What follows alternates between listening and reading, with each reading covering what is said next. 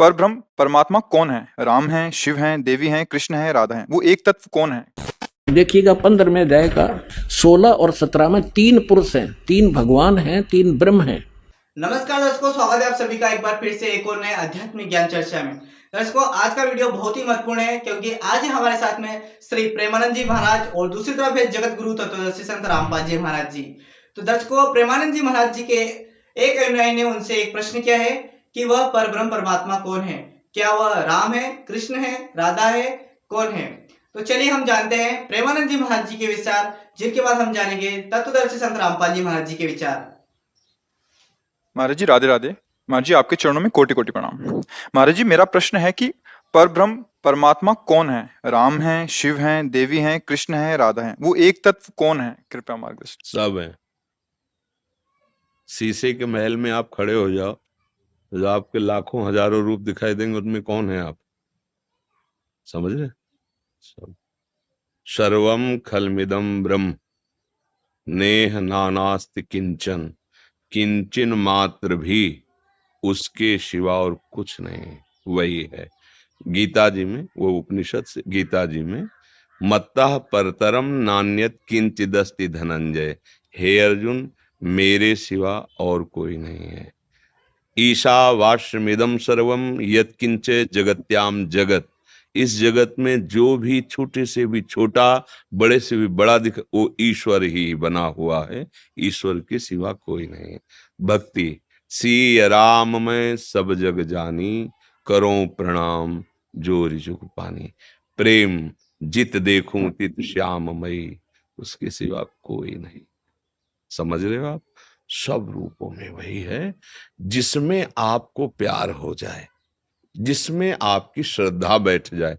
अपने माता पिता में मेरे भगवान हैं, ऐसा मानकर आप सेवन कीजिए और नाम जप कीजिए, तो आपको अपने माता पिता में भगवान दिखने लगेंगे, क्योंकि वही है।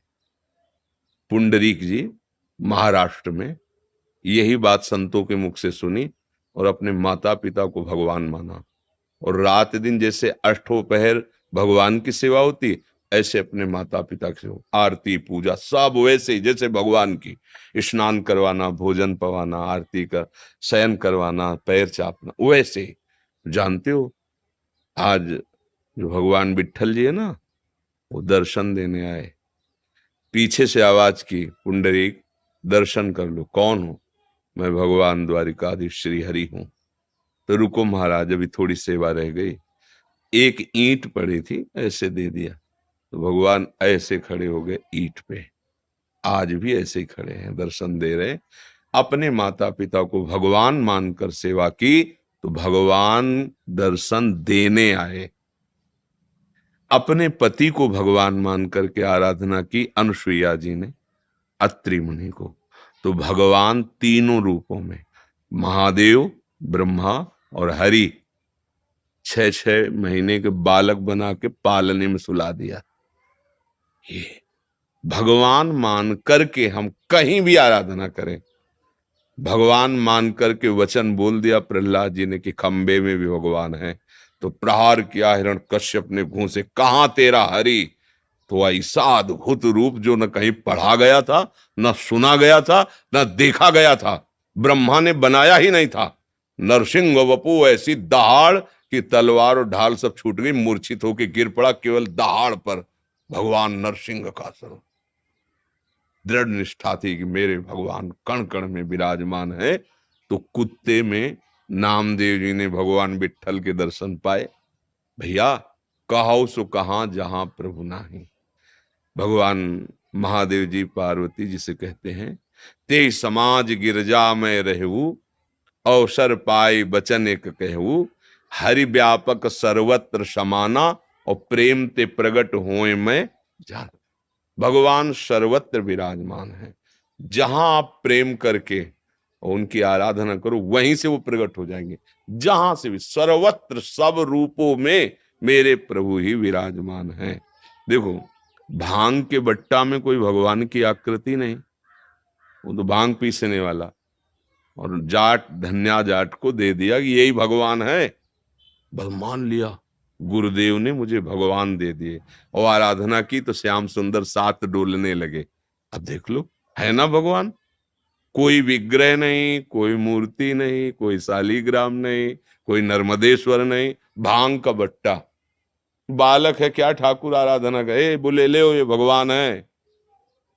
मान गए, गुरु ने दिया, संत ने दिया, भगवान दे दिया, मेरे भगवान। भगवान प्रकट हो गए उनके सामने।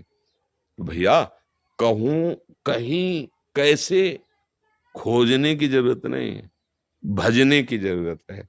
अभी नाम जब शुरू करो, कहीं भी भावना कर लो, कण कण में उसी की झांकी है। कण कण में झांकी भगवान की, किसी सूझ वाली आंख ने पहचान की। पहचान जाओ अपने ही प्रभु, यहां भी और यहां भी, कोई जगह खाली नहीं है, एक ही है। जैसे 1 करोड़ घड़े रख दिए जाएं तो उनमें प्रतिबिंब पड़ेगा सूर्य का, तो 1 करोड़ सूर्य नहीं हो गए। ऐसे ही ये घड़े हैं 5 भौतिक, इनमें जो प्रकाश है, चैतन्यता है, चेतना है, वो मेरे भगवान ही हैं, ईश्वर ही है। घट घट में रमा हुआ वही स्वर निकाल रहा है, ईश्वर, उसी से सब कुछ हो रहा है। बात समझ में आ रही? जैसा कि दोस्तों अभी आपने देखा श्री प्रेमानंद जी महाराज जी के विचार, और अब हम देखते हैं जगत गुरु तत्वदर्शी संत रामपाल जी महाराज जी के विचार। क्या जगत गुरु तत्वदर्शी संत रामपाल जी महाराज क्या शास्त्रों में से बताएंगे? तो चलिए देखते हैं एक बार तत्वदर्शी संत रामपाल जी महाराज जी के विचार। कंप्यूटर को घुमा रहे हैं छोटे छोटे बेटे और बेटियां, इन मोबाइलों में ऐसे सिस्टम है, इनको बड़ी अच्छी तरह से सेट कर चला लेते हैं। अरे अध्यात्म मार्ग में सब तो पिछड़ गए हम, अब हम अध्यात्म मार्ग में ऊपर आएंगे, पूरा विश्व सुखी होगा, आप भी सुखी होगे, आत्मिक शांति होगी। जो परमात्मा काम किया करता, परमात्मा आपके साथ रहेगा, आपको वो सुख देगा। अब देखो कितने ही अच्छी फिल्म आप देख रहे हो और कितनी सुख सुविधा आपने उपलब्ध कर दी वैज्ञानिक तरीके से, और कल एक जवान बेटे की मृत्यु हो जा, एक आंख नहीं सुहा, वो टेलीविजन और वो गाने उन्हें फोड़ने दिल कराए न फूक दो की तगेर के। तो पुण्यात्माओं, ये नकली सुख है, असली सुख भगवान से मिलेगा। तो दास आपको विधि बताएगा, आप भी सुखी, आपका परिवार भी सुखी, आपकी 101 पीढ़ी पार हो जाएगी, वो मार्ग आपको बताएगा। अब देखिएगा 15वें अध्याय का ये 16 और 17 में 3 पुरुष हैं, 3 भगवान हैं, 3 ब्रह्म हैं।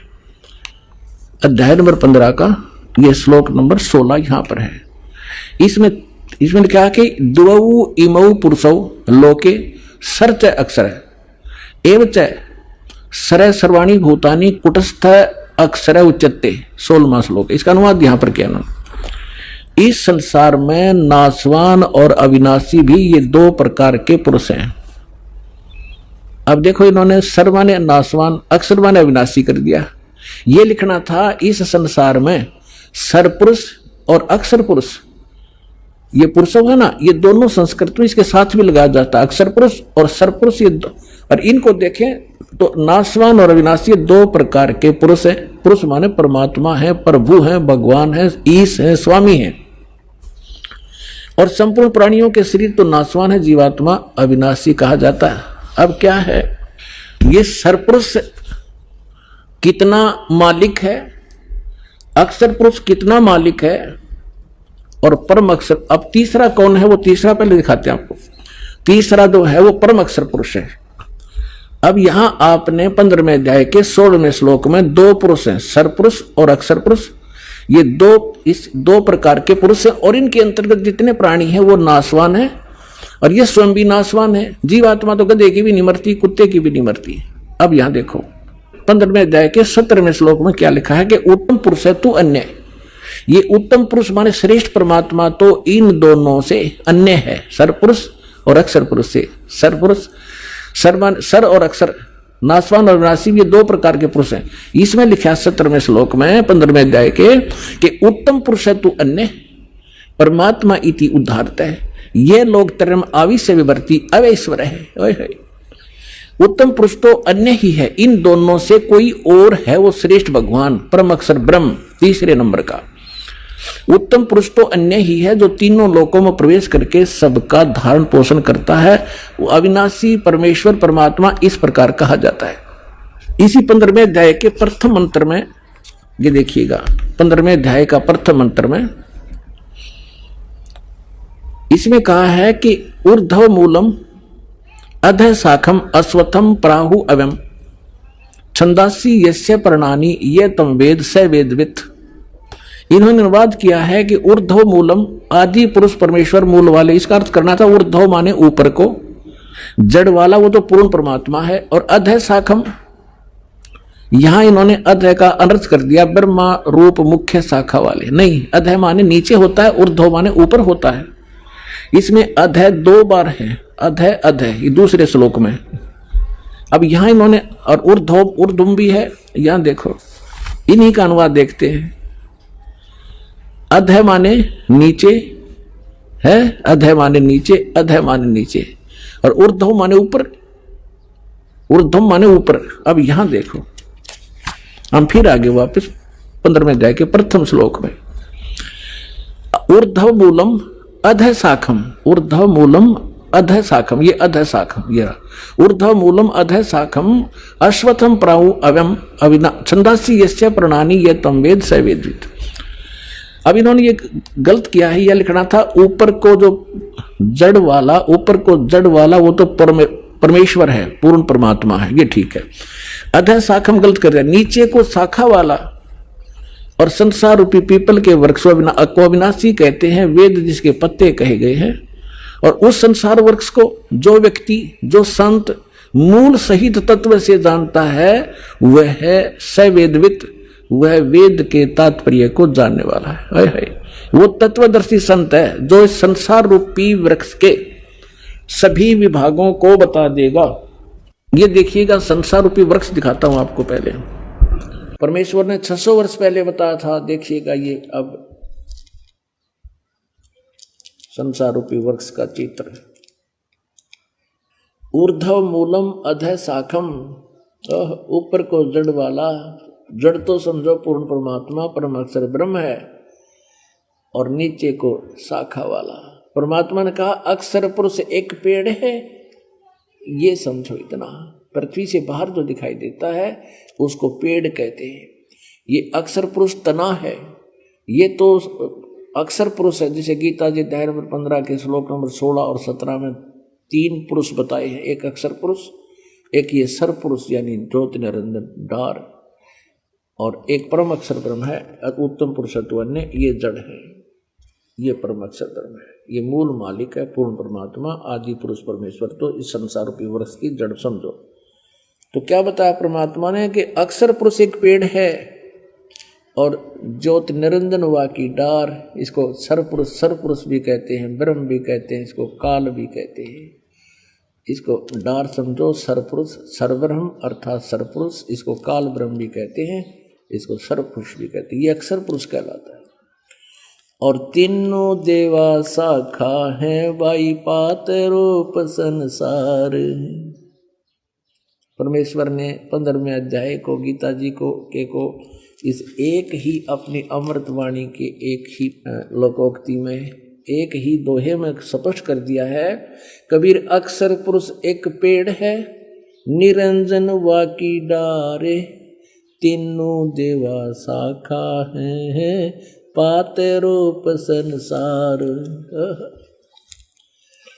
अब ये इतना बताया कि अक्षर पुरुष एक पेड़ है, निरंजन ये काल समझो, ये एक इसकी एक डार है, और इसके 3 पुत्र, ये 3 शाखाएं हैं, रजगुण ब्रह्मा सतगुण विष्णु तम गुण शिव जी, और आप जी यहाँ पर हैं, हम यहाँ पर हैं आगे। अब ध्यान करना, हम यहाँ पर हैं आगे।